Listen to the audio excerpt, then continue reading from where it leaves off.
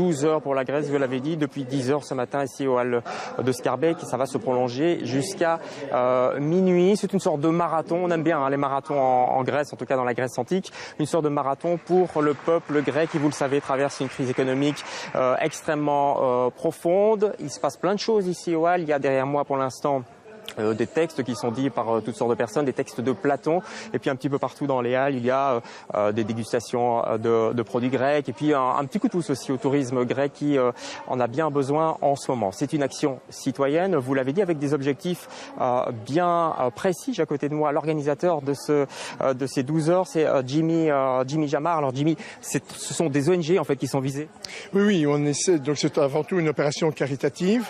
L'année dernière, au plein milieu de la crise, on avait aidé une association qui s'occupe d'enfants en difficulté. Cette année, c'est surtout du côté des soins de santé. Il y a beaucoup de gens qui ont des problèmes à acquérir des médicaments, qui ne peuvent plus les payer.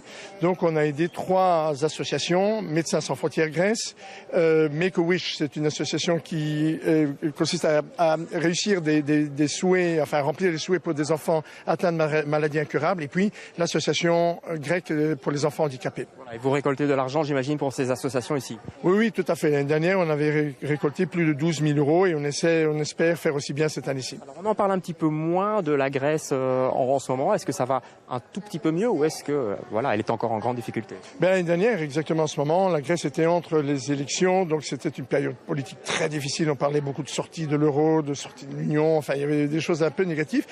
En Grèce, la situation est un peu stabilisée, en tout cas, je dirais, politiquement, mais la population souffre toujours, je veux dire, et donc notamment tout ce qui concerne les soins de santé, donc il y a des gros problèmes encore, c'est pour ça que nous avons fait axé cette année autour de cette thématique-là. Encore un système d'hôpitaux publics qui fonctionne?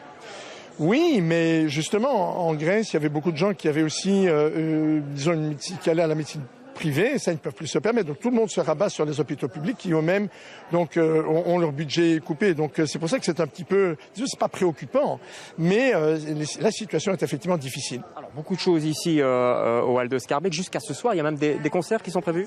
Ah oui, il y aura un super concert ce soir. Vous avez dit qu'il y avait une surprise. Oui, il y aura une surprise belge aussi. Donc il reste des tickets à vendre. Donc ça va durer donc jusqu'à minuit ce soir.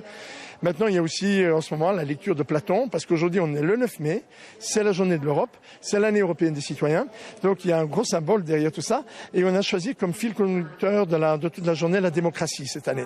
Et en fait, pourquoi Platon? Parce que justement, la République de Platon se dit politie en grec, politia, c'est la démocratie. Voilà. Merci beaucoup Platon, plus que jamais présent ici en Grèce, donc vous l'avez compris, un appel au soutien au peuple grec ici pour les 12 heures pour la Grèce, c'est au hall de Scarbeck, Muriel.